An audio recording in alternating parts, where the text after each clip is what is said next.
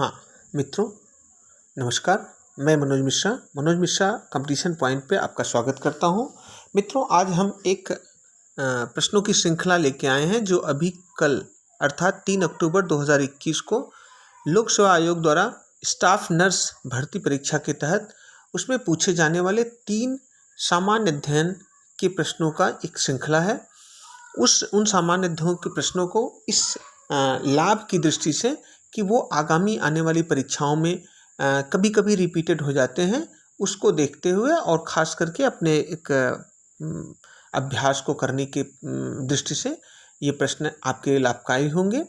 तो मैं सोचा इसका एक वीडियो बना दूं आपके लिए। तो आइए हम लोग क्रम से आगे बढ़ते हैं। तो पहला प्रश्न है इसमें मित्रों कि निम्नलिखित घटनाओं पर विचार कीजिए और इन्हें सही कालानुक्रम में व्यवस्थित कीजिए। प्रारूप समिति की नियुक्ति, भारतीय संविधान पारित होना, भारतीय संविधान के लागू होने की तिथि और संविधान सभा की बैठक। तो इसमें विकल्प डी सही है, अर्थात सबसे पहले संविधान सभा की बैठक हुई थी जो 9 दिसंबर 1946 को हुई थी। फिर प्रारूप समिति का गठन हुआ था 29 अगस्त 1947 को। उसके बाद 26 नवंबर 1949 को भारतीय संविधान पारित हुआ था और अंत में हम कहें भारतीय संविधान 26 जनवरी 1950 को लागू हो गया था। नेक्स्ट दूसरा प्रश्न है, राज्यों के लिंगानुपात दिए गए हैं और उनको इसमें कौन सा सही सुमेलित नहीं है यह दिखाया गया है। तो इसमें विकल्प बी सही है, अर्थात महाराष्ट्र का लिंगानुपात जो प्रदर्शित प्रश्न में है 900 है, उसकी जगह 929 होना चाहिए, 292। तो इसमें विकल्प बी सही है। तीसरे प्रश्न में आते हैं, तो भारत में शिक्षा प्रणाली में अंग्रेजी शिक्षा माध्यम किस वर्ष से लागू हुआ। तो इसमें विकल्प बी सही है, अर्थात अंग्रेजी शिक्षा अधिनियम 1835 के तहत अंग्रेजी को शिक्षा का माध्यम बनाया गया। अगला प्रश्न है, टोक्यो ओलंपिक 2020 में भारत द्वारा जीते गए पदकों का सही क्रम क्या है। तो इसमें विकल्प बी सही है मित्रों, क्योंकि इसमें भारत ने कुल 7 पदक जीते थे, जिसमें 1 स्वर्ण, 2 रजत और 4 कांस्य पदक थे। स्वर्ण पदक नीरज चोपड़ा ने जीता था और कांस्य पदक मीराबाई चानू और रवि कुमार ने जीता था। रजत पदक मीराबाई चानू और रवि कुमार ने जीता था। और 4 जो कांस्य पदक हैं वो क्रमशः सिंधु ने बैडमिंटन में, हॉकी की पुरुष टीम ने जीता था दूसरा कांस्य पदक, और बजरंग पुनिया ने जीता था तथा वागेहिन लवलीना ने जीता था। तो ये 4 कांस्य पदक, 2 रजत पदक और 1 स्वर्ण पदक, कुल 7 पदक जीते गए थे। नेक्स्ट प्रश्न है, निम्नलिखित युग्मों में से कौन सही सुमेलित नहीं है। तो इसमें दूध का खट्टा होना या सी विकल्प सही नहीं है। बाकी सिरके में उपस्थित अम्ल एसिटिक कम होता है, हड्डियों में उपस्थित यौगिक कैल्शियम फास्फेट होता है और आमाशय रस में उपस्थित HCl या हाइड्रोक्लोरिक एसिड होता है। तो दूध का खट्टा होना यह लैक्टिक एसिड के कारण होता है, जिसमें विकल्प सी सही है मित्रों। आइए हम लोग बात करते हैं आगे प्रश्न की। तो अगला आगे प्रश्न है,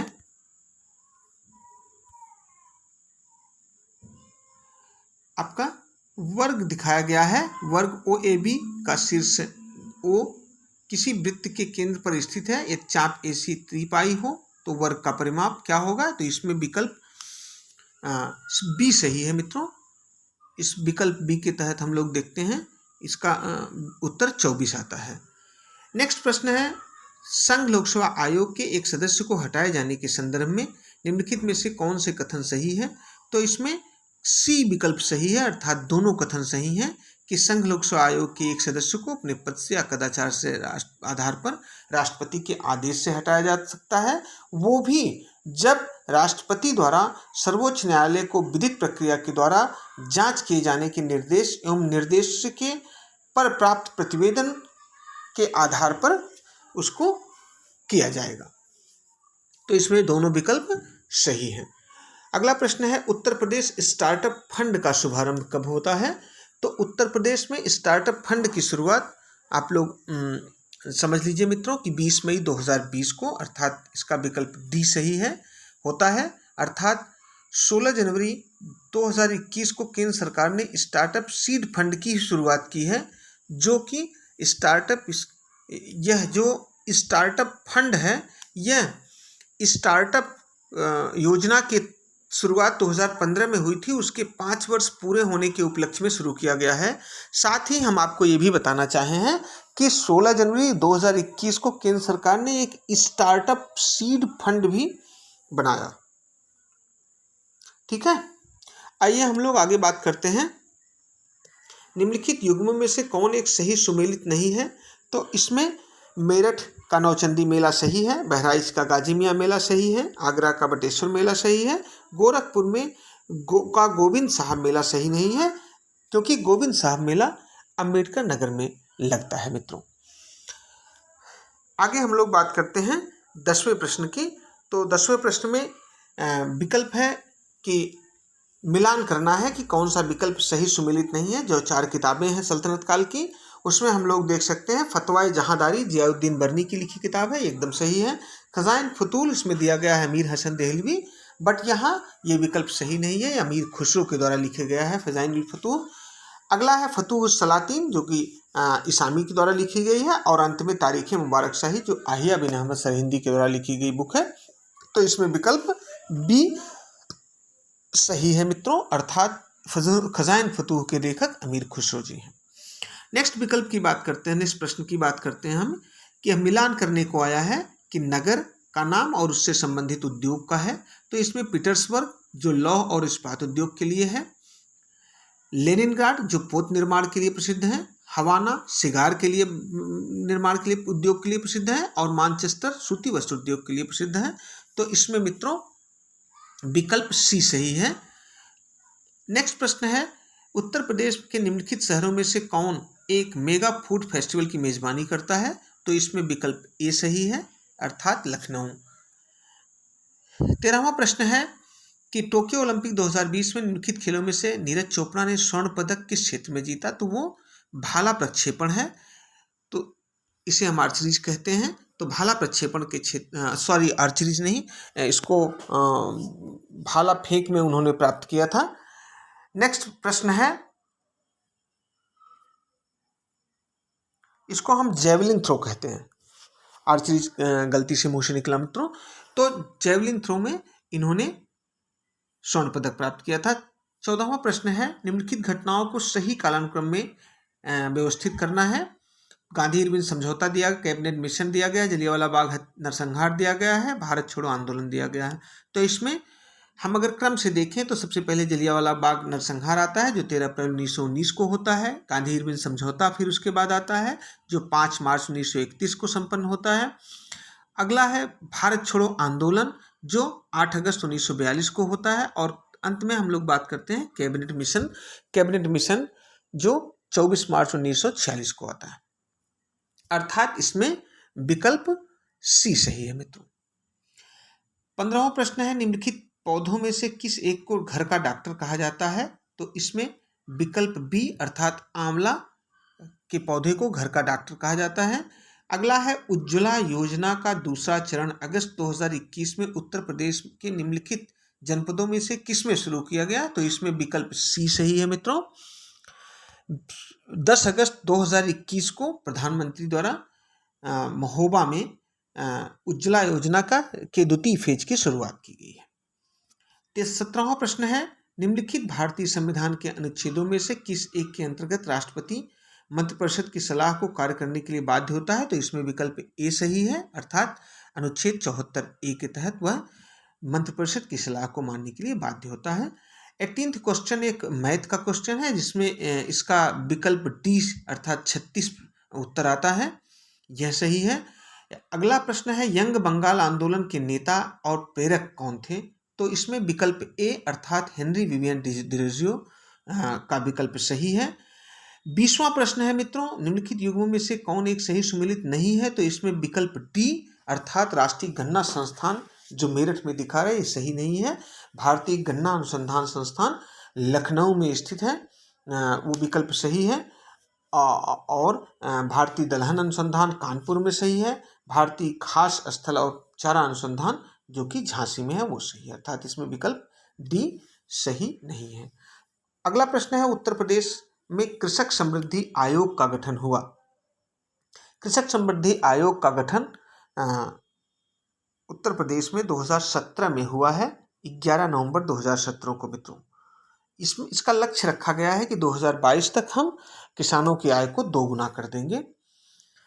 अगला है केंद्रीय बजट 2021-22 के आधार पर निम्नलिखित मदों पर व्यय के बढ़ते क्रम में व्यवस्थित कीजिए। तो अगर हम केंद्रीय बजट 2021-22 की बात करते हैं तो व्यय होने वाले क्रम से 5 क्षेत्रों का क्रम इस प्रकार है कि सबसे अधिक हम ब्याज अदायगी पर पूरे बजट का 22% धन व्यय करते हैं। उसके बाद करों और शुल्कों में राज्यों का हिस्सा जो है वो 16% के तहत जाता है। तीसरे योजना के तहत केंद्रीय योजनाएं आती हैं जो 13% बजट का हिस्सा ले जाती हैं, जो कि इस विकल्प नहीं दिया गया है लेकिन क्रम से वो तीसरे पे है। नेक्स्ट किसी प्रश्न में अगर आता है तो आप इस बात को जानेंगे। और चौथे पे आता है आर्थिक सहायता, जो कि इस कॉलम में जो कि 9% के तहत है, और रक्षा का क्षेत्र 8% के तहत आता है। तो इसमें विकल्प सी सही है मित्रों, अर्थात 3, 1, 2, 4। आगे हम लोग बात करते हैं, एक मैथ का प्रश्न है। इस मैथ के प्रश्न का उत्तर है सी, विकल्प सही है, अर्थात 4 उत्तर आता है। अगला प्रश्न है 24वां प्रश्न, भारत में नीली क्रांति संबंधित है। तो नीली क्रांति का संबंध मछली उत्पादन से है। 25वां प्रश्न है किम्बरले पठार निम्नलिखित में से किस देश में स्थित है। तो किम्बरले पठार की जहां बात हो रही है तो मित्रों ये ऑस्ट्रेलिया में स्थित है। किम्बरले खान से हम लोग कभी कभी कंफ्यूज हो जाते हैं। तो किम्बरले खान जो कि साउथ अफ्रीका में है, वहाँ हीरे का उत्पादन होता है, तो वो साउथ अफ्रीका में, लेकिन यहाँ किम्बरले पठार की बात हो रही है तो वो ऑस्ट्रेलिया महाद्वीप में है। नेक्स्ट हम लोग बात करते हैं प्रश्न की, 26वें प्रश्न की। तो इसमें 5 अगस्त 2021 को इब्राहिम रईसी ने निम्नलिखित देशों में से किसके नए राष्ट्रपति बने हैं।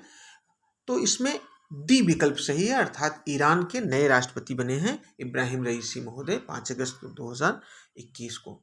अगला प्रश्न है सौर ऊर्जा पैदा होती है। तो इसमें विकल्प ए सही है, परमाणु संलयन से। 28वां प्रश्न है पीएम कुसुम योजना उद्देश्यों के संदर्भ में कौन सा कथन सही है। तो इसमें विकल्प दिया गया है कृषि क्षेत्र को गैर डीजल और सिंचाई के विश्वसनीय स्रोत उपलब्ध कराकर किसानों की आय में वृद्धि करना। दूसरा विकल्प है डीजल और केरोसिन पर किसानों की निर्भरता को दूर करना और पंप सेटों को सौर ऊर्जा से जोड़ना।